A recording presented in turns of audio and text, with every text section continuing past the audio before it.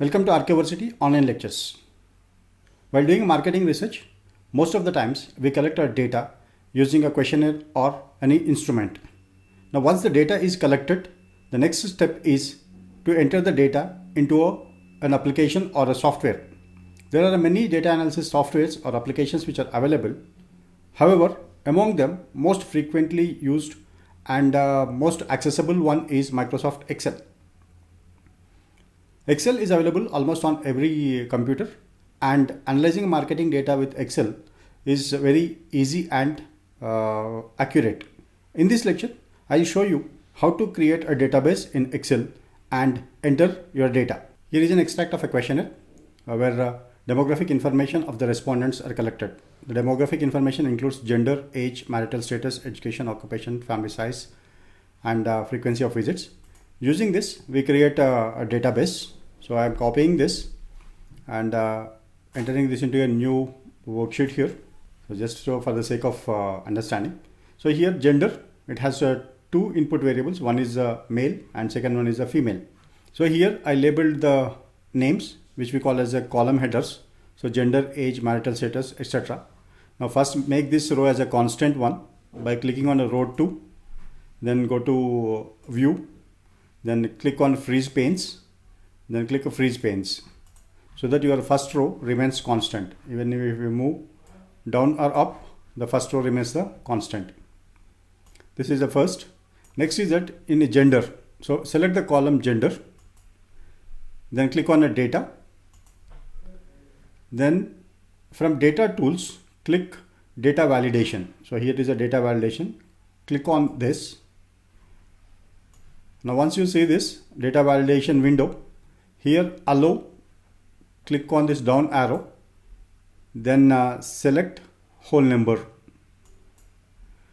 Now here whole number is your minimum is 1 and maximum is 2 in the gender. 1 is a male and 2 is a female. So enter the minimum value, then enter the maximum value. After that, click on an input message.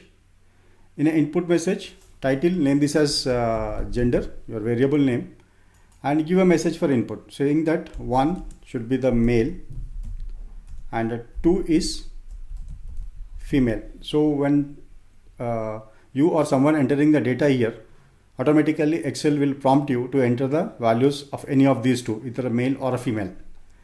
Then next is the error alert. So if anyone enters a number here which is not 1 or a 2, then it will show an error. So your error is, again, you give a name as a gender, then give a message saying that wrong entry, retry, and click OK. Now you can see here. So once if you enter your cursor here or place your cursor in the cell 1, it is prompting you to enter gender. 1 is a male and 2 is a female. So from your questionnaire, if you find the respondent as a male, so enter 1. Now in the second row, if the respondent is female, enter 2. In the third row, male. Fourth row, female. Fifth row, female. This means each row represents your one questionnaire or one instrument. Similarly, now you have a age. So here age has how many options? 1, 2, 3, 4 and 5 options are there for age. Now select the column B which has age. Then click on a data. From data tools, click on data validation. Click data validation here. And now settings. First one is it's a whole number. Then give numbers. Minimum is 1 and maximum is 5. Then input message. Give this is a age. And I can say that 1 less than 18, 2, 18 to 28, 3, 28 to 38, 4, 38 to 48 and 5 above 48. Then error alert. Here again give a age, wrong entry, and retry. Click OK. So you have created for a second one. So age is 1 to 5. So from your questionnaire, if the first respondent is in the age group of a 2, enter 2 here and enter 3. Likewise, suppose if somebody enters a 6 by mistake, then Excel will prompt you age, wrong entry, retry. So if you click on a retry, then it prompts you enter 5, right answer. Now if somebody enters 8, then it says wrong entry, retry. So retry, make it as a 3. So this way you can create a database and enter the data without making any errors. In my next lecture, I'm going to show you how to enter data using Excel built-in form. So here you have 7 questions. Maybe your questionnaire may have around 20-25 questions. So in that case, entering data in this format may be difficult. To avoid this, we can create a form in an Excel and you can directly enter the data into the form, and from form automatically data goes to the Excel database. Thank you. Thank you for watching the lecture.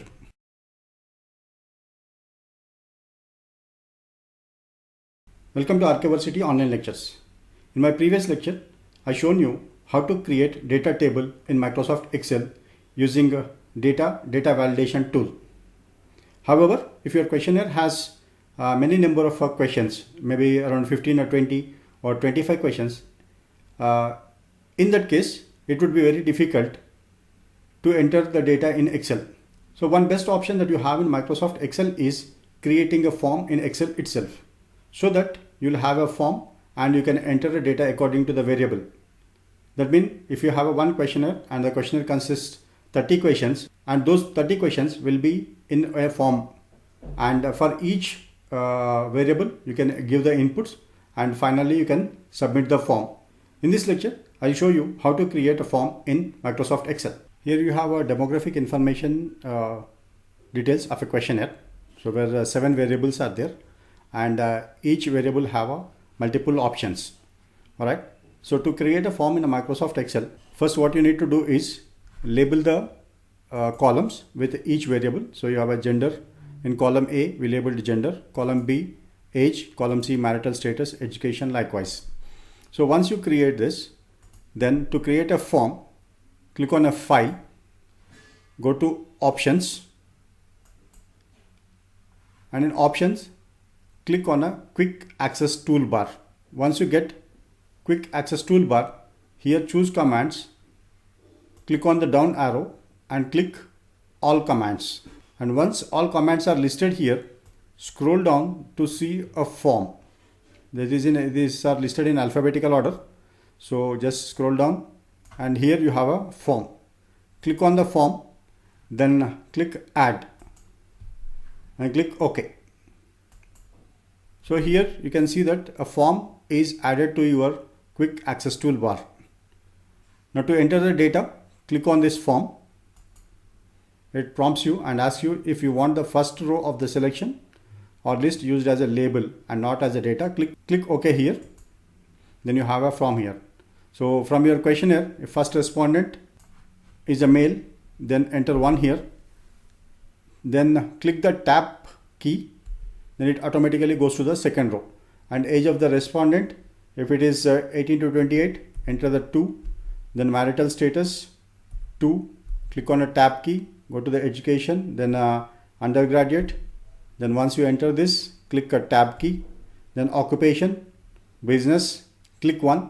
Then family size, click 2. Then enter the tab key.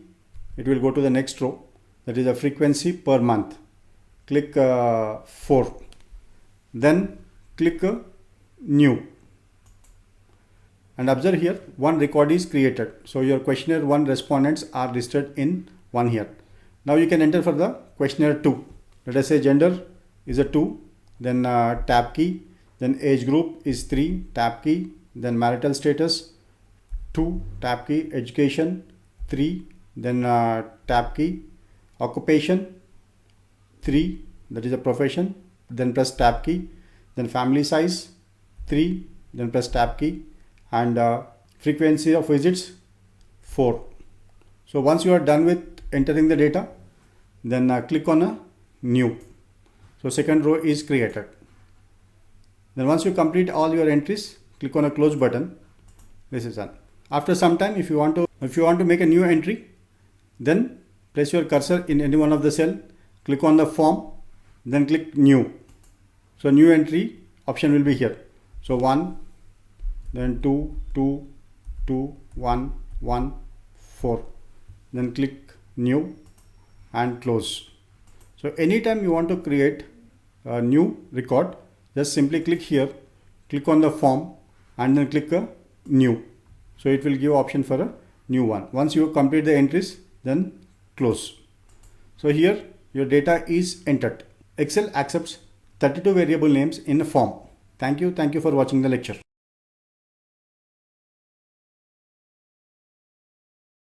Welcome to Archiversity online lectures. In my previous 2 lectures, I shown you how to create a data table in Microsoft Excel, and in the second lecture, I shown you how to create a form in Microsoft Excel. These two will help you to enter your data in Excel. That means the data collected through questionnaires can be easily entered in a Microsoft Excel by creating a data table as well as a data form. In both the cases, however, you need to enter data manually. That means you have to key in the numbers, that is for the input range. How it would be if you have a drop-down list where you simply click and select the data.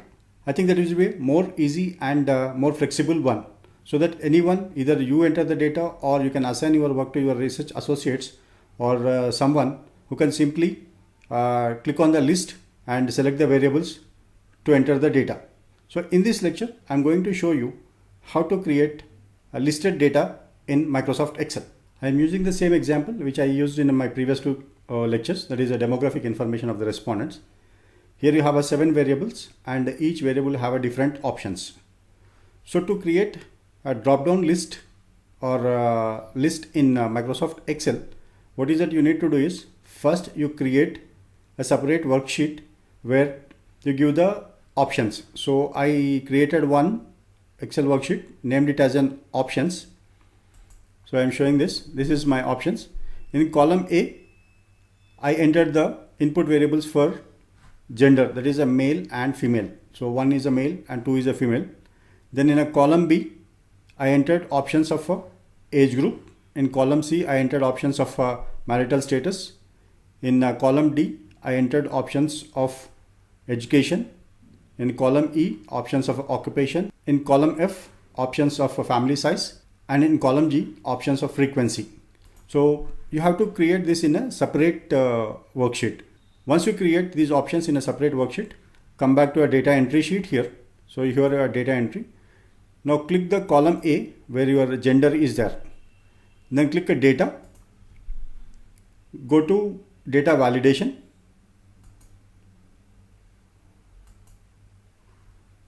And in a validation, allow any value. Click the down arrow here and click list. Then once list is there, it prompts you to enter the source. So click on up arrow here. Then go to your options worksheet. Then select the 2 values in column A. Then click the down arrow, that is input, and click OK. So now once you place a cursor in any of the cells in a column A and click on this, it will prompt you male or a female. So simply click the male, then it is entered. In the second column, click on the arrow here, that is a prompt list, then female. Then third, and similarly female. Likewise, if you want to create a list for the age, select the column. You have to select a whole column. That is just to select a whole column, click on a B here. Automatically, the whole column gets selected. Then click data. Then click on data tools, data validation. Now here, allow list. Select the list. Then source. Click on up arrow. Go to your options worksheet. Select the options here. And click the down arrow. Then click OK. Now here in the age, click on list button and the age groups are listed here. So select the age. So next, likewise. So that means you are avoiding errors. In the sense, directly you can choose it from the list. Similarly, for marital status, click on the C. So total column got selected. Click the data, then go to data validation. Then from allow, click the down arrow, select the list, then source, click the up arrow, go to options where your options are listed, select both of your options, then click the down arrow, then click OK. So marital status, married, unmarried, married. So you keep on entering. So this is the way you can create drop down lists in Microsoft Excel and enter your data. So this is a very easy one. You don't need to enter any numbers here, which helps you to avoid the errors. If you are entering a numbers and the data validation is not done, there is every possibility that you give a wrong entries. And furthermore, by having a list, you can assign this task to any of your assistants or any of your, you can outsource this to any others, so that even a person with a minimum knowledge of Microsoft Excel can do the entry with ease and without any errors. So this is how you can create a drop-down list in Microsoft Excel and use to enter your data. Thank you. Thank you for watching the lecture.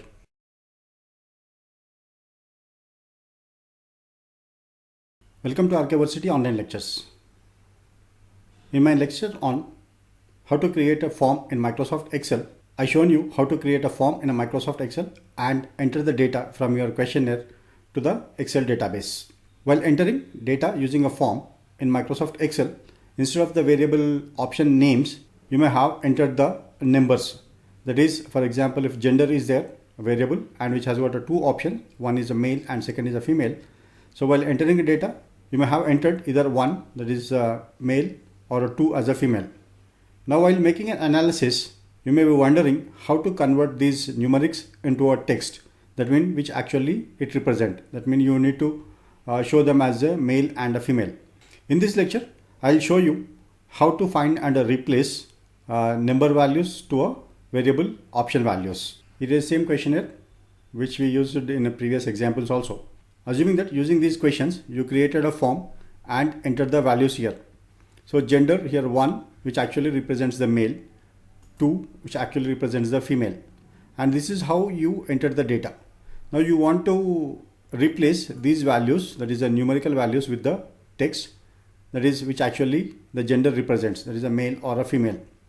So for this, simply what you need to do is, you can do it here also, but to show you the difference, I'll copy this and I will paste here. Copy and paste. First we replace the values in a gender. For that, select the column gender. Be sure that you select only a particular column. So we want to make a change in a column gender. So select the gender by clicking on the column name E. Then go to home, and here on the right side corner you will find and select. Click on the down arrow here and you will find a replace. Click a replace. A window will open. So here for what? In the gender 1, and you want to replace it with what? So with the male. Once you enter this, then click replace all. For replacement has been done. Okay. Then you can see that wherever there is a 1 is there, here you have a 1 which indicates the male is now replaced as a male. And here also you have a 1 which is replaced as a male. Next is that you have select the same column gender. Then find what? Find 2 and now call this as a female. Then replace all. Now click OK and close. Now you can see here your options which you entered in the numeric now has a text. So 1 represents a male, 2 represents a female. Now you have a text, and using this you can easily perform the data analysis. Now similarly we do for a marital status. Here you have a marital status. Select the column G, then click home, then click on a find and select, then click replace. Now replace what? So replace 1 with 1 indicates what? Here you can see 1 is a married. Now replace all. Then OK. Next 2 replace with what? Unmarried. Then replace all. Click OK and close. So you can see now. So unmarried, here you can see the option marital status 2 unmarried, marital status 2 unmarried, marital status 1 married. So you can use either this table or this table. This is how you can convert the numeric entries into a variable option names. Thank you for listening the lecture.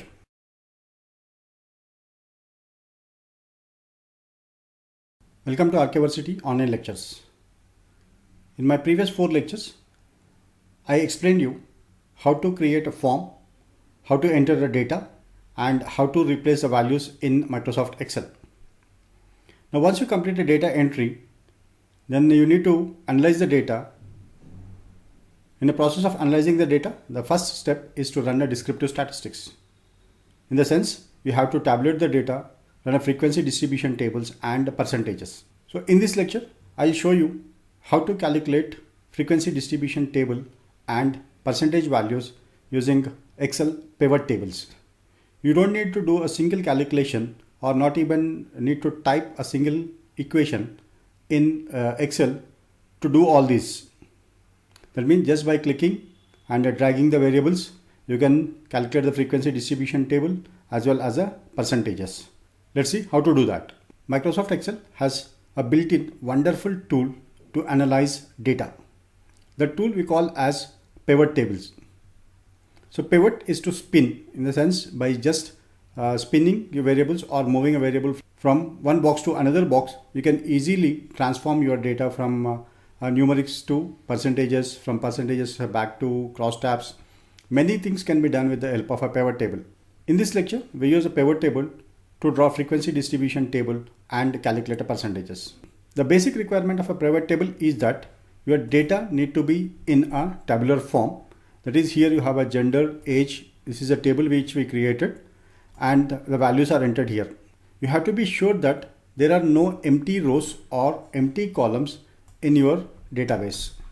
This is because if you have an empty row mean, Excel will select your data only up to that point. And if you have an empty column mean, Excel will select only columns before the empty column. So here we don't have any empty rows or empty columns. To use the pivot table, select any cell in your table. So here this is a table and I placed my cursor here in a C2. Then click on insert. Then click a pivot table. So here you see a pivot table button. Click on this. Now you can see the marching ants here, which selects the whole data set. This is what I am mentioning about. If there is an empty row, then Excel will select only up to that point. And if there is an empty column, Excel will select only up to that point. So as there are no empty columns and empty rows, Excel selected the whole data set. Then choose where you want the pivot table report to be placed. So in a new worksheet or existing, it is ideal to have in a new worksheet. So select a new worksheet, then click OK. So on a new worksheet, you will find a pivot table here onto the left hand corner and pivot table fields onto the right hand corner. So first we analyze the gender. So just click on a gender and drag it to a rows. You can see now gender is in a rows. That means row 4 as a first row is a female, second row is a male. Now select the gender, again click in a values, or simply select and drop it in a values field. So these are called as boxes. This is a rows box and this is a columns box and this is a values box and this is a filter. Right now we use a rows box as well as a values box. Now you can see here female 581 respondents and a male 411 respondents. Total is 922 respondents. Now if you don't find a pivot table here or the value field setting is not here. Why? Because you are placed outside the pivot table. So if you want your pivot table field to be back, just click on a pivot table. Automatically pivot field box is displayed here. Alright, now you have a count here, that is the total number of respondents. Your frequency is there. Next is you want to calculate the percentage of this. That means what percentage of a total respondents are female and what percentage of total respondents are male. For that, once again select the gender and pull it to the values drop down box or values box. So here you will find count. So this is a duplicate of this. Now simply double click on this. Once you double click on a column heading, you will get value field settings. So in a value field settings, by default this is shown as a count. Now what is that we want is we want to convert this into a column. So click on a show values as button here, and then show values as, you will have different calculations. So click on the down arrow.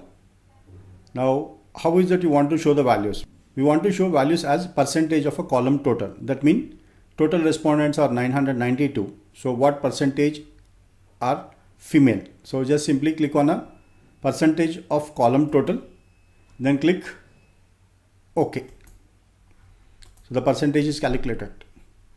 Now once you are done with the pivot table, copy this and paste. Here while pasting, paste this as a special, because this is a pivot data. So you cannot make any edits in a pivot data. So right click here, then paste special values. Now we have values. Name this as a row label as a gender. Then count as respondents, then percentage. Now you see that the percentages are in decimal.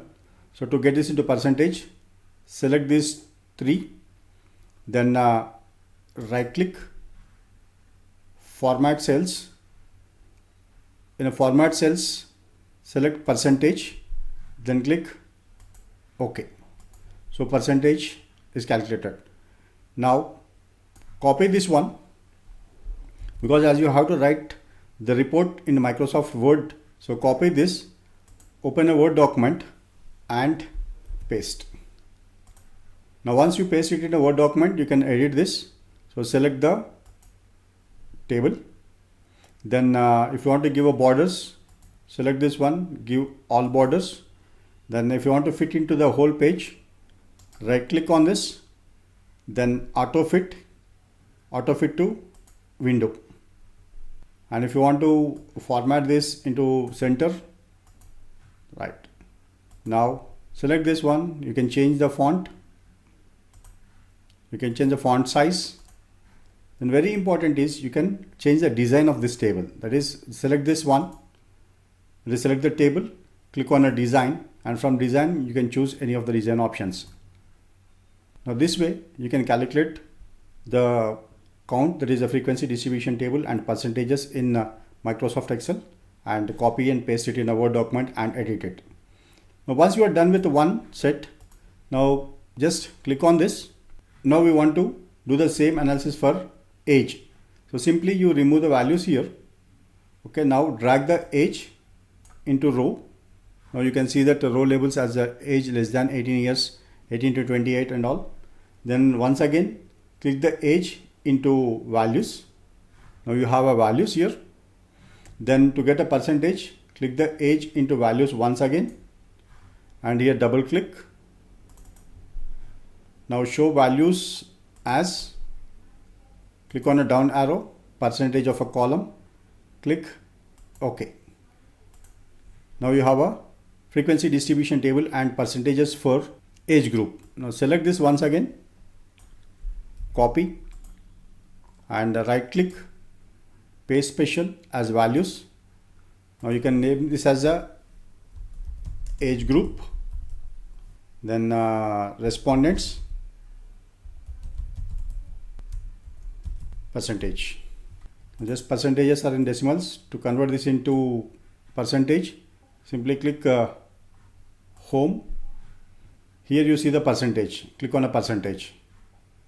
and the decimals. After doing this, copy this, go to Word document and paste. Now again, to format this, right click, auto fit to window, then you can change the text size, then you can give it borders, then design, give a new design for your table. You can write a report here. So this simple is calculating frequency distribution table and percentages using Microsoft Excel pivot table. So there are many things that we can do with the pivot tables. In my next lecture, I'm going to show you how to create a crosstab in Microsoft Excel using a pivot tables. Crosstab or cross tabulation is one where you have two variables. That means we present the data for two variables in single table. Thank you. Thank you for watching the lecture.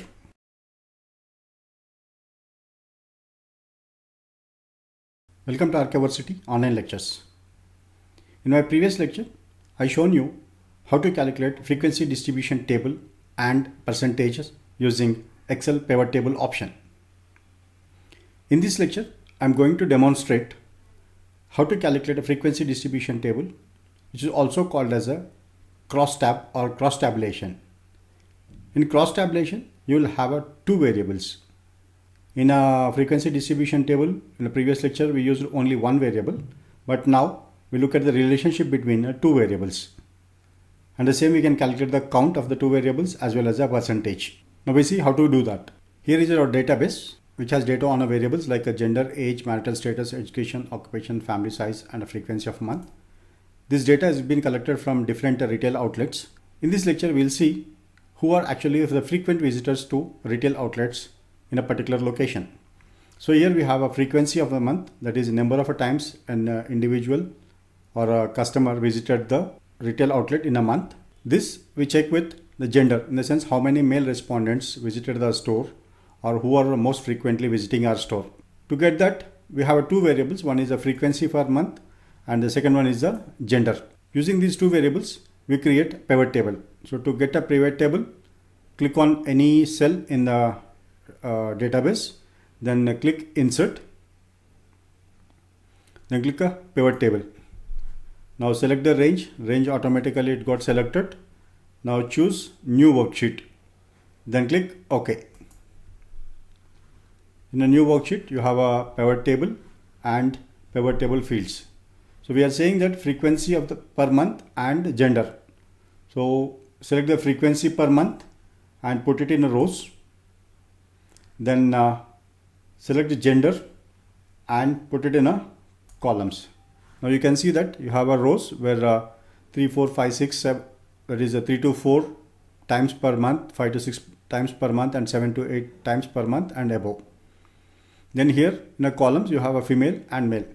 To get the values, we can select a frequency per month or gender. So I'll take a gender and put it in a values. The table is created. Here it shows that 3 to 4 months, number of females and male total is here. To get a percentages of this, once again drag the gender into values box. We have a second column. Now what you do is double click on this, then show values as percentage of grand total. From the total number of respondents who visited the retail outlets, we are interested to know who are the frequent visitors. So that's the reason why percentage of grand total. Select this one, click OK. Now you got a percentage values here. If you observe here, 67% are visiting our store 5 to 6 times in a month. Next highest is visiting 3 to 4 times in a month, and the third one is 7 to 8 times in a month.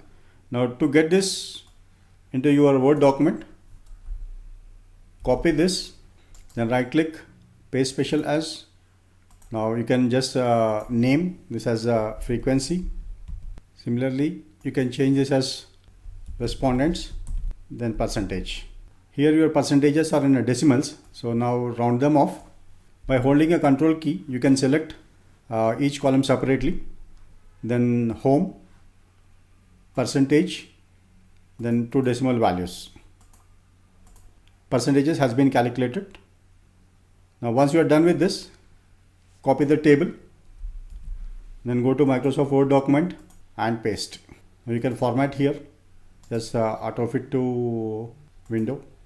Then you can change the variable names, then as well as the values.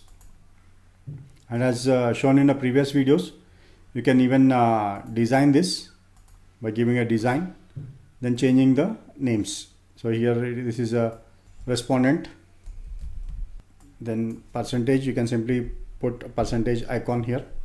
Once you have a table in Microsoft Excel, you can edit it in whichever the way or whichever the format you wish. Now coming back to your pivot table. So here we have calculated the pivot table. Next, if we wish to know among female and male respondents who are visiting, that means what percentage of respondents are visiting your store, then simply on a gender, double click on this. Now show values as, here instead of a percentage of a grand total, you can click a percentage of column total and click OK. Now you can see that from a female respondents, of the total 100% female respondents, 62% are visiting 5 to 6 times the store.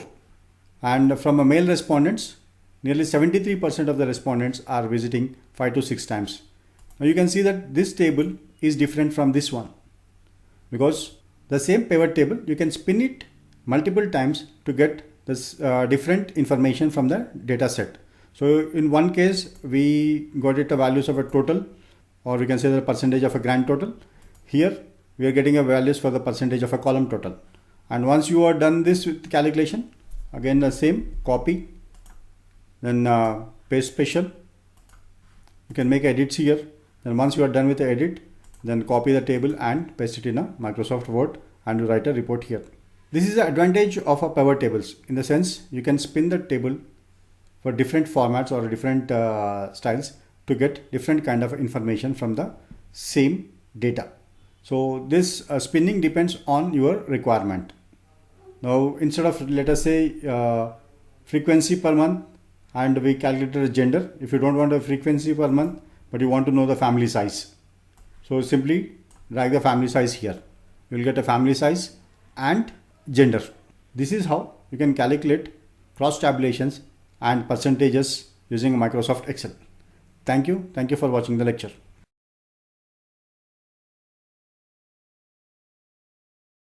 Welcome to Archiversity online lectures. In marketing research, we can present our research data either in the form of a tables or using a charts and graphs. When you present your data using a tables, sometimes it looks cluttered. In the sense, you may not be able to make the information at a first glance. On the other hand, graph or a chart is very easy to understand and interpret the information at ease.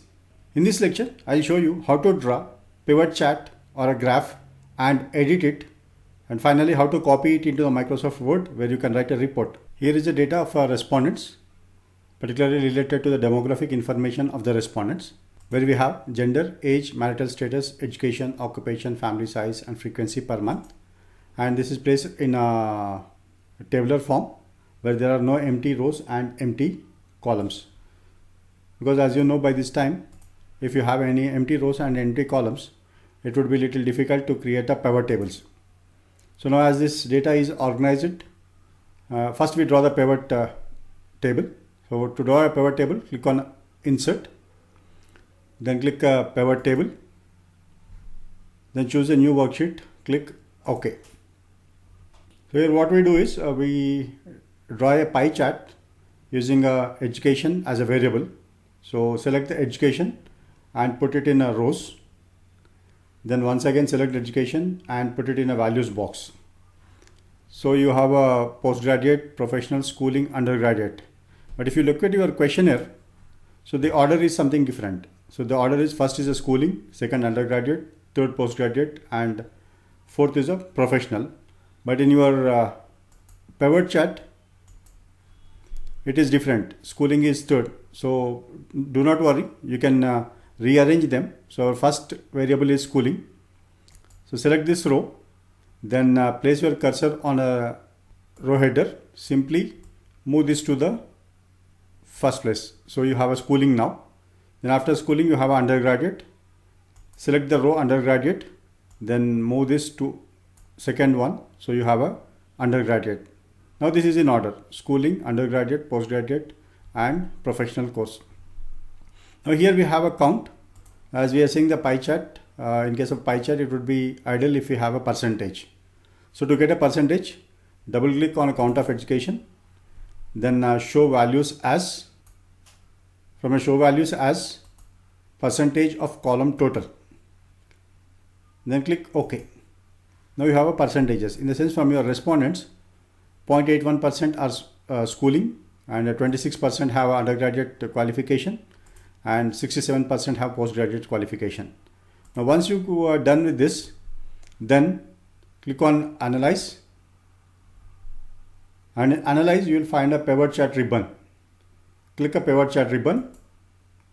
Then here you have a different chart options.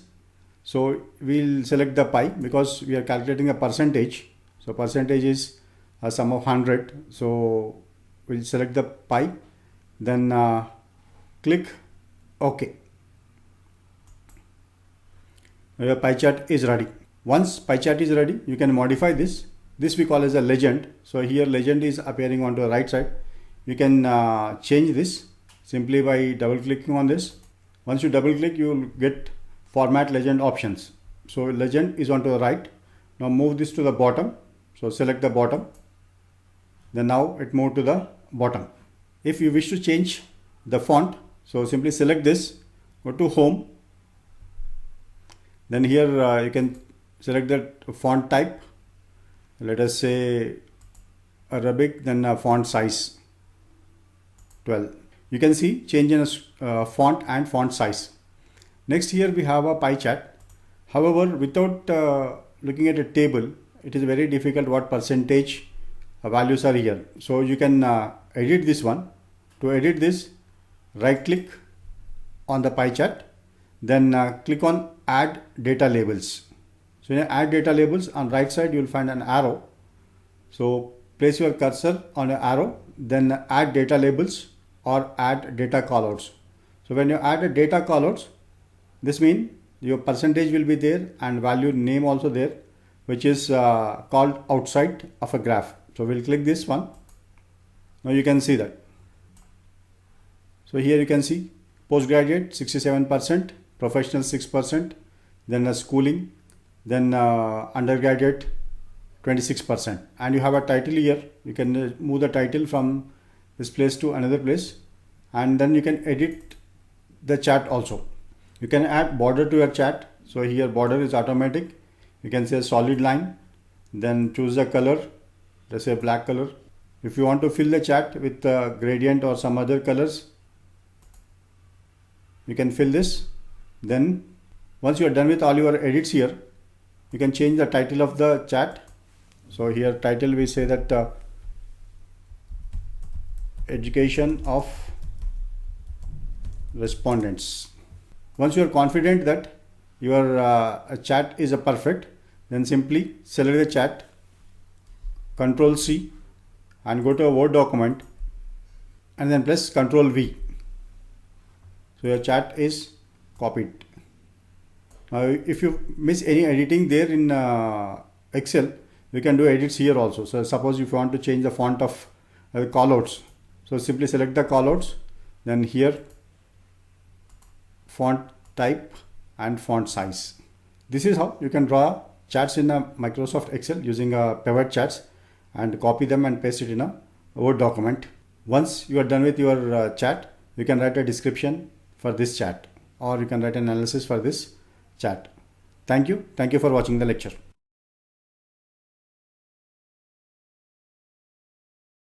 Welcome to Archiversity online lectures.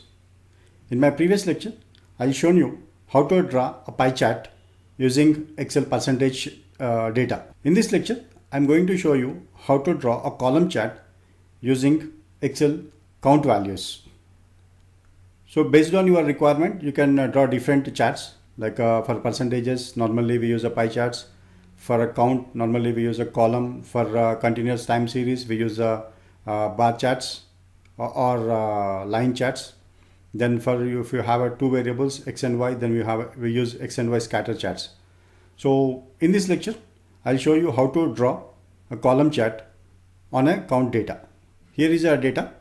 So this data is in a tabular form so that it is easy to use a pivot table. So to draw a pivot table, first click on insert, then click on pivot table button and select a new worksheet and click OK. So here a new worksheet with a pivot table is here, and you can see the pivot table fields here. From these fields, what we do is we look at the family size as a variable. Now that means of the total respondents who are visiting a retail stores, what exactly their family size is. Is it a nuclear family size or a big family size? That we can identify. So family size, bring it to rows box. Then family size is family members 1 to 2, 3 to 4, 5 to 6 and above 6 members in a family. Then to get the values, again once again bring the family size to the values. Now you have a values here. 1 to 2, 64, 3 to 4 is 631, 5 to 6 and above 6 is 4. Now as this is a count, you don't need to make any corrections or a sorting here. Now what we do is, using this data, we'll draw a column chart. To draw a column chart, click on Analyze, then click on a pivot chart. From pivot chart, column chart, then click OK. The column chart is ready here. To edit this chart, click on Design. First, we give the names for vertical axis as well as the horizontal axis. So for that, click on Add Chart Element and here Axis Titles. So for a vertical, we give a name as Respondents. So simply click a cursor in this and enter the name, that is Respondents. Then once this is done, then once again click a Design, then Add Chart Element, Axis Titles, now primary horizontal axis, and this is family size. So your family size with a family size of 1 to 2 members, 3 to 4 members, 5 to 6 members and above 6 members. And here legend, this total, we don't need this one. Select this and press the delete. And now to change the title, click on a title, then double click here. Now give a name as Respondents Family Size. Then if you want to make further changes to this, so click on Format. Now you can give a border. So your border is ready. Then go to a design and you can choose any designs here. And you can also change the color, the design, then change colors, select any one color. Then you have a respondents. Now once you are done with all your additions here, then if you want to say you want to change the font size, so simply select this, then click Home, then change the font size. And if you want to change the font type, click on a font type here, then select new font type. Wherever you want to make a change for a font, that is a font type and font size, you can simply double click there, then go to Home, then change the font type or font size. Once you are done with all the corrections here, simply copy this one by holding the Control key and press C, then go to a Word document, then hold the Control key and press V button. Now the chart is copy pasted into a Word document. Here you can write the analysis or your interpretation for the given chart. This is how you can create column charts using Microsoft Excel. Thank you. Thank you for watching the lecture.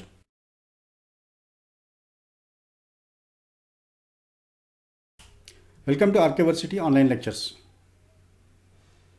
In marketing research, we collect data using a questionnaires, and we collect information from the respondents related to their demographic profiles as well as their levels of satisfaction or their opinions on our products and services. All this data is in the form of a categorical data. So when you have a categorical data, the required statistical tools are non-parametric tests. In the usage of non-parametric tests, if you wish to compare one variable with the other variable, that is whether there is an association between one categorical variable and other categorical variable, we use chi-square test. So in this lecture, I am going to explain you the concept of a chi-square test of independence, Then how to calculate a chi-square test of independence using Microsoft Excel. In Microsoft Excel, there is no direct way to calculate the chi-square test. You need to calculate the observed frequency as well as expected frequency.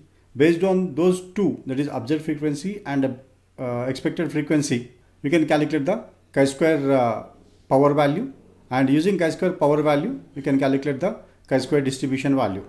So based on that, you can make an estimation, or you can test your hypothesis whether the two variables are independent or they are not independent. I'll explain this concept with an example. Here is an excerpt of a questionnaire which a chain of retail outlets in Hyderabad conducted a survey among their retail stores.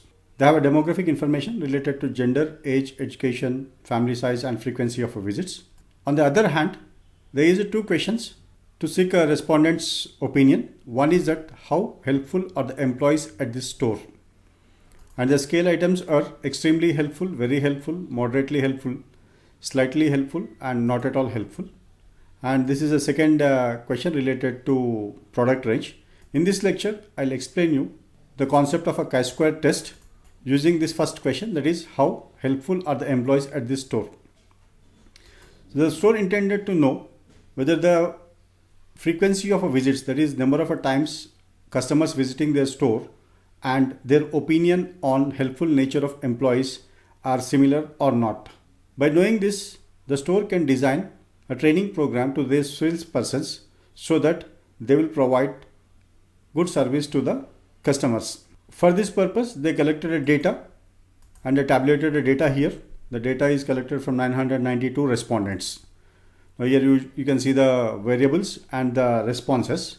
Now as we are saying that we wish to know the frequency relationship between frequency of visit and customers' opinion on helpful nature of employees, we can run a pivot table only on this. We can take all the variables also. However, instead of taking all the variables which are not required for our study, we focus on only these two variables, that is frequency of visit and employee helpful nature. So for this, what we do is first click on the frequency of visit, then employee helpful, then I click the end key and down arrow so that these two variables are selected. Then click insert, then pivot table. Now you can say pivot table. Now we will choose new worksheet, then click OK. So here is our pivot table and pivot table fields. So one is the frequency of visits. This I'll drag to the row labels.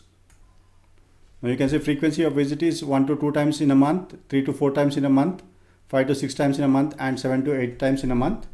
Then employee helpful nature in columns. So you have extremely helpful, moderately helpful. Then once again we'll draw the employee helpful to values field. So your pivot table is ready. Now why we are drawing a pivot table is to run a chi-square test. These are the equations that we use. Chi-square test is a summation of observed frequency minus expected frequency whole square upon expected frequency, whereas expected frequency is row total times column total upon a grand total, and your degrees of freedom is number of rows minus 1 times number of columns minus 1. So by using a pivot table, we got the observed frequencies from our questionnaire, all the data that we collected here. From this data and using a pivot table, we got observed frequencies. So as we cannot do any calculations on a pivot table, so we copy this one and we'll paste here. Alright, so these are number of visits. So we name this as number of visits, and this is row total, and this one is a column total, and this is your grand total. So you can see that there are 992 observations. Now our questionnaire shows that the items are listed as extremely helpful, very helpful, moderately helpful, slightly helpful and not at all helpful. Now here it is slightly different, that is extremely helpful. Next should be the very helpful. So moderately helpful was here. Now to bring this one here, click on column L, then right click, then insert. Now a new column is inserted here. Now click on column P where your very helpful variable is there. Simply hold this one and drag to the second row. Now extremely helpful, very helpful, moderately helpful, then it need to be slightly helpful. So click on N where not at all helpful, then drag this to column P, then remove this column. Now they are in order according to the questions. Now we got a observed frequency, and then using this observed frequency we calculate the expected frequency. For that, copy this table and paste here. We name this as observed and this is expected. Then delete all the values here because we are going to calculate the values. Now how is that we are going to calculate expected frequency is, our expected frequency is row total times column total upon grand total. So here this equals to, your row total is 285. Select this cell times column total. So column total is here. Select this one, then close the bracket, divided by grand total. Grand total is 992. Select this cell and press enter key. So you have got a expected frequency for first cell. Now try to drag this to the second cell. You get an error message. Similarly, try to drag it onto the right side. Here also you get an error message. Why you are getting this error message is, in Excel when you drag the cells, automatically Excel will take the next cell. Just to know, we'll click here and look at the formula and click on the formula here. Now observe here the highlighted cells. So when you drag down, instead of 180, that is K9, Excel considered K10. Here also instead of P9 for the grand total, it considered P10. Row total is okay, but we want the next row total. And similarly, click this one and click on a formula once again and you observe here. So when you drag it onto the right side, instead of the same column P, it moved to the column Q. So how is it you need to avoid this? In the sense, how to get a right equation or how to instruct Excel in a right way. So for that, what is that we required is the column P should be constant and row 9 should be constant. So here we have a formula here. So first, to make a column P constant, insert a dollar symbol before P. When you insert a dollar symbol before column name or row number, Excel understands that it has to keep this particular column constant. So in this case, we want a column P to be constant for our row totals. Then in column totals, we want row 9 to be constant. So insert dollar in front of a row number. Then grand total, we want this to be constant for all. That means this cell should be constant. To make a particular cell constant, you have to insert a dollar symbol in front of a column name and row number.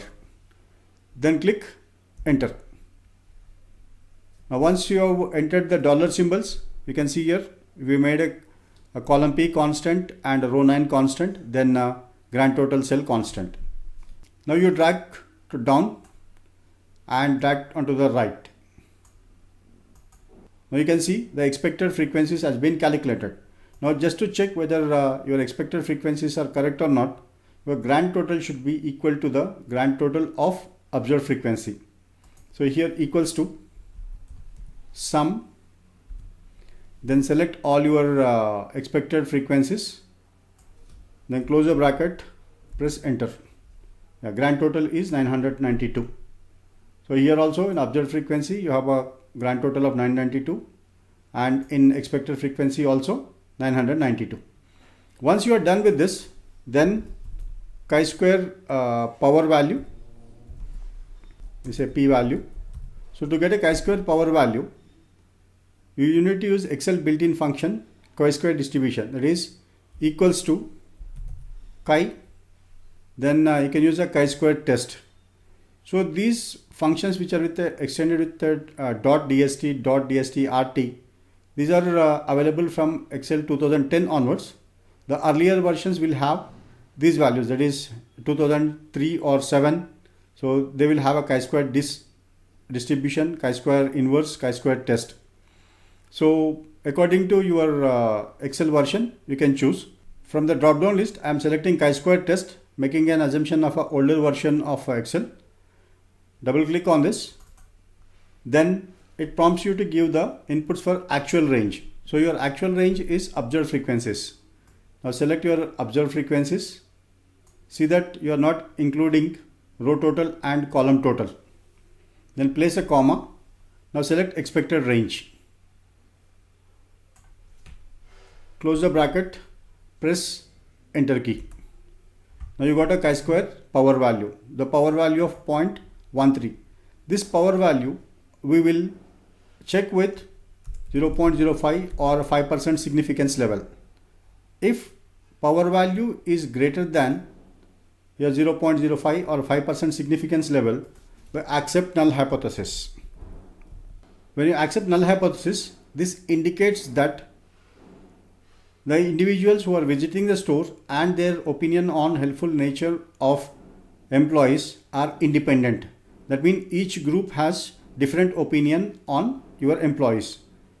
So they are not uniform, they are not all agreeing for the helpful nature of your employees. That means there is a variation from one group of visitors to the another group of visitors. And then to get your chi-square value, here we got a chi-square power value. Using this power value, you can get a chi-square value. Your chi-square value is this equals to chi, and now click on a chi inverse, that is chi-square inverse. So double click on this. Now the probability is the value that you got here. Next is your degrees of a freedom. So how is that you are going to get a degrees of freedom is the formula is here, that is number of rows minus 1 upon number of columns minus 1. So how many rows we have? 1, 2, 3, 4 rows. So that means 4 minus 1, it is going to be 3. Then how many columns you have? 1, 2, 3, 4, 5. 5 columns.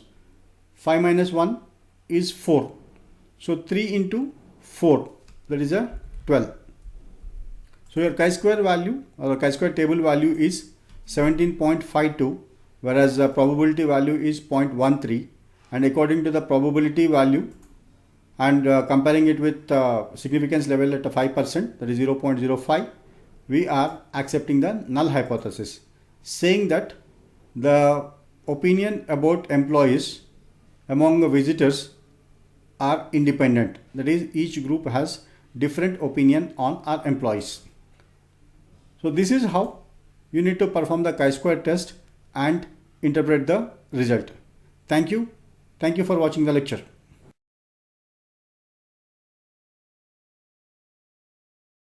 Welcome to Archiversity online lectures. In this lecture, I am going to show you how to calculate chi-square test using Microsoft Excel. In Microsoft Excel, you don't have any direct formula or a function or a method to calculate a chi-square test. From the data collected, you need to draw a pivot table to get observed frequencies. Using observed frequencies, you need to calculate expected frequencies, and then you need to run a chi-square test. Now I'll demonstrate that for you. A retail outlet store which runs multiple retail outlets in Hyderabad city wish to know that whether they are able to cater the needs of a different categories of a customers. That means according to customers, whether they are able to get all the products available for them or not. For this purpose, they conducted a survey, and I am taking a simple extracts of that. So from questionnaires, we use the family size, that is whether it is a nuclear family or a joint family. The family size has multiple options, that is the family size is 1 to 2 members in a family, 3 to 4, 5 to 6 and above 6 members in a family. Then these respondents are asked a question on how broad is the product range available at this store. That means whether the product range is extremely broad, which caters all their needs, very broad, moderately, and not at all broad. That means they are not able to get the products that they wish. So for this purpose, as these two variables are categorical and measured on one is on a nominal scale and one is on a ordinal scale, what is that we do is we'll run a chi-square test. Chi-square test is performed on categorical data. So how is that we are going to perform a chi-square test is, here is the formulas for a chi-square test. That is, chi-square value or a chi-square test value is observed frequency minus expected frequency upon expected frequency. And expected frequency you will get as a row total times column total upon a grand total. And the degrees of freedom is number of rows minus 1 times number of columns minus 1. Here is the data. Alright. Now what is it we are doing is we want to run the relationship between family size and a product range. So instead of selecting all the data set, we select only these two, that is selecting the family size and product range. Now once you select this, then click insert, then click a pivot table and choose new worksheet, click OK. Now you find a pivot table fields here. So what you do is first drag the family size to the rows box, then product range to the columns box, then once again product range to values box. So now you have a observed frequencies table here. Now copy this one and paste here. Now you see here extremely broad, moderate, not at all, slightly, very good, very broad. But very broad should be the second column. What is it you need to do is select the column K and then right click, insert. A blank column is inserted here. Now select O where a very broad category is there. Simply drag this to empty column here. Now this is perfect, moderately. Then a slightly broad should be here. So select the column M and drag this onto the right of the slightly broad and delete this one. So now we have a observed frequencies in order: extremely broad, very broad, moderately broad, slightly broad, not at all, and grand total. So this is a row total. So we name this as a row total, and here this is a column total. And why column total is because this total is sum of these three values. So these are observed frequencies. Now using these observed frequencies we calculate expected. Our expected frequencies, the formula is row total times column total upon grand total. So we'll copy this table. We name this as family size here. Now copy this and paste. Delete the data because we need to calculate the counts. So to calculate the count, this here, this equals to your row total is here, times column total upon grand total. Now press enter key. Now you got a expected frequency and drag this. So you got an error message. Similarly, try onto the right side also. Got an error message. Why you are getting this error message is Excel, when you drag the equations or formulas, it will automatically cascade. Then in the sense, it takes the values from the next cell or next row or column. Now to know that, just click this cell and click on the formula and observe the cells here. Instead of 206, that is a J8, Excel selected J9 because when you drag it downward, it took the next cell. Similarly here also. And now look at this one and click on the formulas. Now you see instead of column O, when you drag on to the right, it took a column P. Now how is that we are going to avoid this? In the sense, to avoid this, you need to instruct Excel that a particular column and row should be constant as well as a particular cell also. In this case, we want column O should be the constant. So first column O here, and you insert a dollar symbol in front of column O, so that Excel understands that even you drag onto the right side, your column O should be constant. Then we want a row 8 to be constant. So we go here and in front of a row number, insert dollar symbol. So this makes Excel to understand that a particular row should be constant. When you drag down also, it will not move to the next row. It will in the same row, that is a row 8.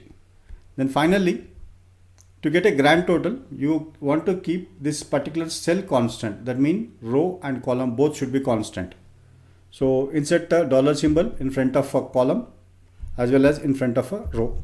So when you insert dollar symbol in front of a column and a row, that means you are making a particular cell constant. Now drag to the downside and drag on to the right. Now you have a expected frequency. Now once you have observed frequency and expected frequency, then you can get the chi-square value, or that is a chi-square p-value, with the help of Excel built-in function. To get a chi-square power value, this equal to chi. So here you find different chi-square distribution functions. Now these functions which are having a dot extended one, these are available in Excel 2010 onwards. Earlier versions, that is Excel 2003 or 2007, have these functions, that is a chi-disk, chi-inverse and chi-test. As we are performing a chi-square test, so double click on a chi-square test. Then it prompts you to give input for actual range. So here is your actual range. Don't select the row total and column total. You have to select only the observed frequencies. Place comma, then expected range. Close the bracket, press enter key. Now you have a chi-square power value. The power value is 0.39. This power value will compare with our significance level. Let us say you want to test it at a 5% significance level. That means 0.05.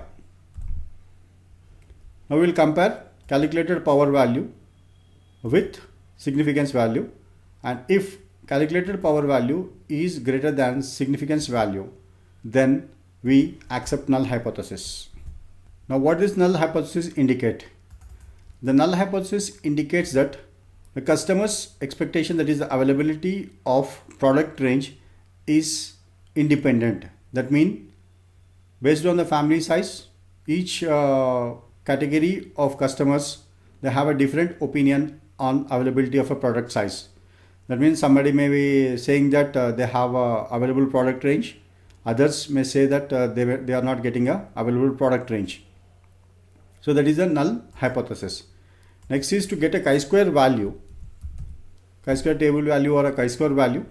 Then here use function equals to chi-inverse.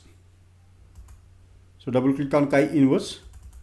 Then the probability, that is your p-value, comma, degrees of freedom. So obviously we are going to calculate degrees of freedom. This is number of rows minus 1 times number of columns minus 1. Here we have a 3 rows, that means 3 minus 1 is 2, and 5 columns, 5 minus 1 is 4. So 2 into 4 is 8. Then close the bracket, enter. So your chi-square test value is 8.369. So the lower the chi-square test mean acceptance of null hypothesis. This is how you need to calculate chi-square test using Microsoft Excel. Thank you. Thank you for watching the lecture.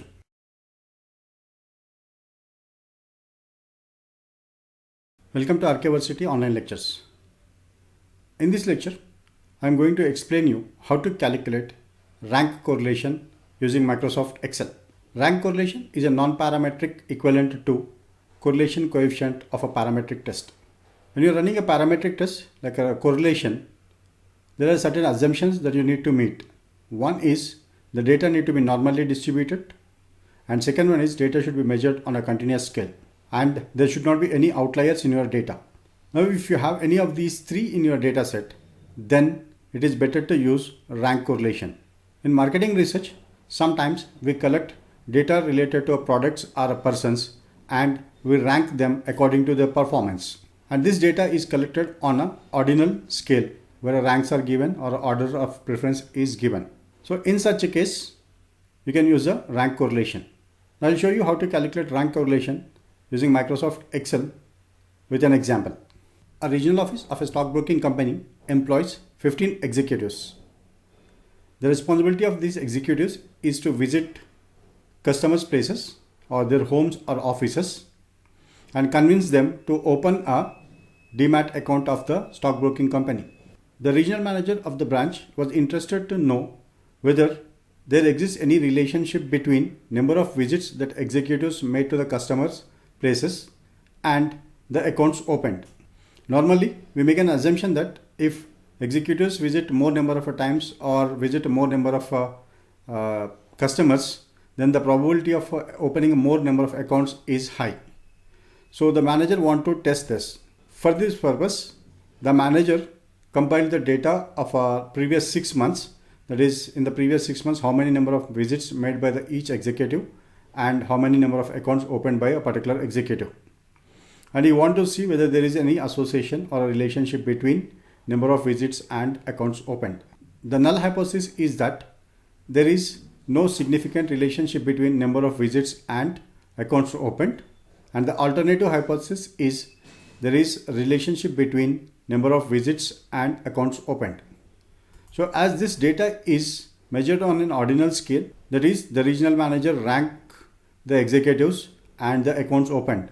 At the same time, there is a certain outliers in the data. That means few executives made very few visits, whereas the others made a large number of visits. In this context, it is advisable to use rank correlation. So the formula that we use to calculate a rank correlation is 1 minus 6 sigma d square upon n into n square minus 1. However, in Microsoft Excel, you don't need to use this equation, but one is that you need to rank the observations, that is rank the number of visits as well as rank the accounts opened.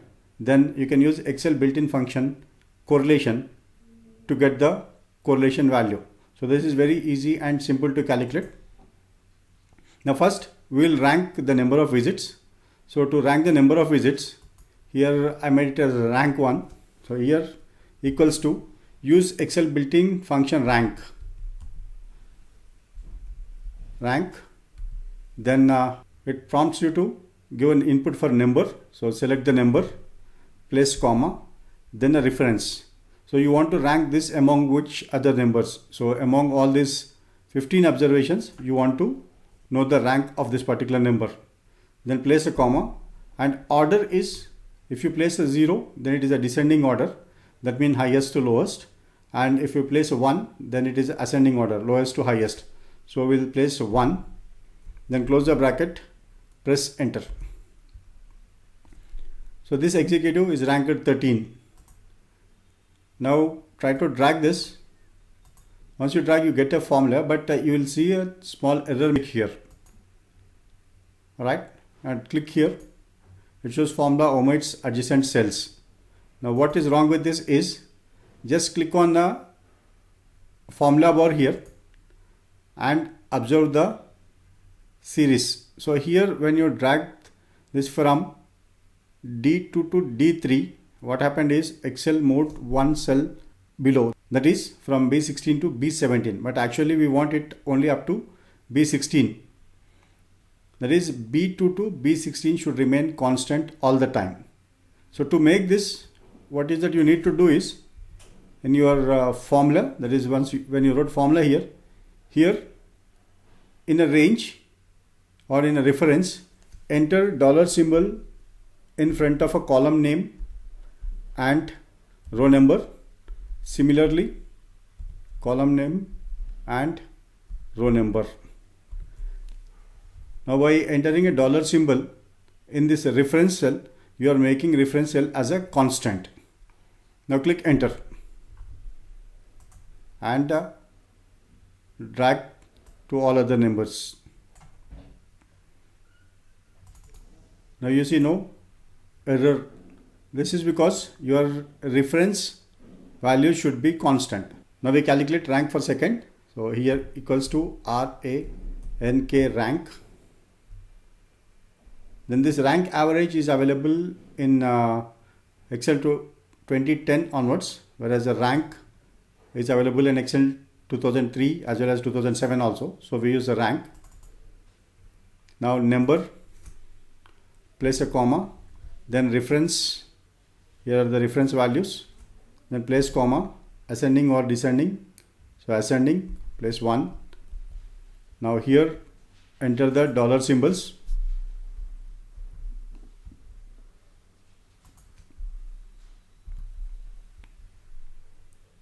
By entering dollar symbols here, you are making this particular range as a constant. Now click enter. Now you have ranks.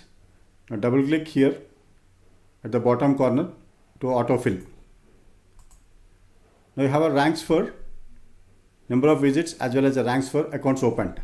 Now to get a correlation, so simply equals to correl, that is a function for correlation. Select this one. Then your array 1, that is ranks 1, comma, array 2, that is ranks 2. Close the bracket, press enter key. So the correlation is 0.28. The correlation of 0.28 says that there is a weak correlation between number of visits that the executives made to customers' place and number of accounts opened. We can say that statistically, this is very weak correlation. Now, why this happened is to know that just calculate a ratio or a proportion. Ratio of number of visits and accounts opened. So your number of accounts opened is 71 by first executive. To get these 71 accounts opened, he visited 442 times. So this into 100. So 16%. 16% mean of every 100 visits that executive makes, he is able to collect only 16 accounts. Similarly, you can see that there are different executives. Take for example here, executive 10. He made just only 133 visits, whereas he is able to open 95 accounts. So executive 10's performance is high. Similarly, you can see executive 6 who made 160 visits and opened 92 accounts. So because of these variations in number of accounts opened and number of visits made by different executives, your correlation is weak. This is how you can calculate rank correlation using Microsoft Excel correl function. If you have to find out normal correlation of a parametric data, there also we use the same function. Just we'll see how it is going to work. Equals to correl on your number of visits, comma, accounts opened. So this is 0.23. Parametric is 0.23 and rank correlation